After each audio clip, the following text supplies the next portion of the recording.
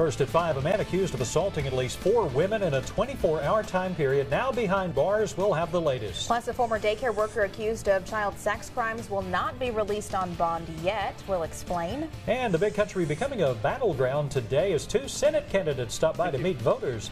Abilene's local news starts right now. Your news in your community. This is KRBC, Abilene's local news at 5. It's beyond me how somebody could just attack someone in broad daylight like that. It's crazy. I don't know what Abilene has come to nowadays. It's crazy. That is a witness to an attempted sexual assault happening in Abilene this morning, but there were at least 3 victims who say they were assaulted. And we first brought you the news to your mobile app that police were looking for the suspect. He is now behind bars. And that is our top story today. The first attempted assault happening on the 800 block of Ross around noon on Wednesday. The second attack was about 6 p.m. Wednesday on the 1600 block of Belmont. Then a third incident happened this morning on the 1600 block of Palm Street. The fourth was at 8:30 this morning. In all 4 attempts, the suspect approached the women as they were going toward or leaving their vehicles. And many of you responding to the situation on social media as police released information. Christina said, "I'll be running to my car when I have to get my kids from school." And on our later post, when the suspect was caught, Darlena said, "Thanks, APD, for all you do. Now I can take my trash out." A lot of relief tonight. Here you can see the suspect as police escorted him from the law enforcement center to the Taylor County Jail. Police say the suspect lived near all of the incidents and was arrested at his home on the 300 block of Peach.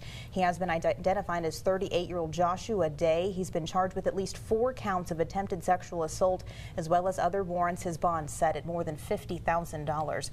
Our Catherine Garcia live at the Taylor County Jail for us now. She's been covering the story as it's developed today. Catherine, what can you tell us about what's happening right now? Sam and Randy, good evening. Well, the suspect of the alleged sexual assault now sits behind bars here at the Taylor County Jail. The victim's out of immediate danger. We spoke to one of those victims who was asking to not be identified. Walk into my car, we pass right here, and I nod hello and didn't think anything about it, and then I go to my car, and so I was had my keys about to unlock my door, and I look up and he's on me. A terrifying account of an attempted sexual assault. The victim still shaken up. And I start screaming and screaming and screaming and screaming as loud as I can. A witness assisting the woman after she was attacked. We heard some screaming, but we thought it was our television. When I looked outside, I didn't see anything, but there's also a fence that blocks the view a little bit. A few minutes later, one of our adopted sons runs in the house and tells us that there's a lady that's been attacked out in the street. So we go to see if we can render aid. And the attack leaving traces. Back's all scratched up from the asphalt. Got scratches on my knees, my elbows. The witness unable to process how her community could turn so violent. It's beyond me how somebody could just attack someone in broad daylight like that. It happens everywhere, every day. It's crazy. I don't know what Abilene has come to nowadays. It's crazy. Suspect seemed to be a regular guy, but as it is often said, there is no one particular look of a sexual predator. In Abilene, Catherine Garcia, KRBC, Abilene's local news. Back to you. All right, Catherine, thank you very much. And while that suspect is behind bars, we do have some self-defense tips from the Abilene Police Chief earlier today.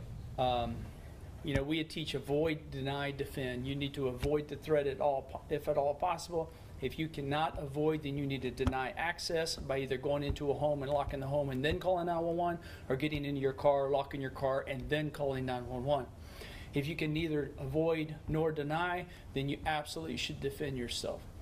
In one of these instances, one of the victims actively defended by kicking him repeatedly.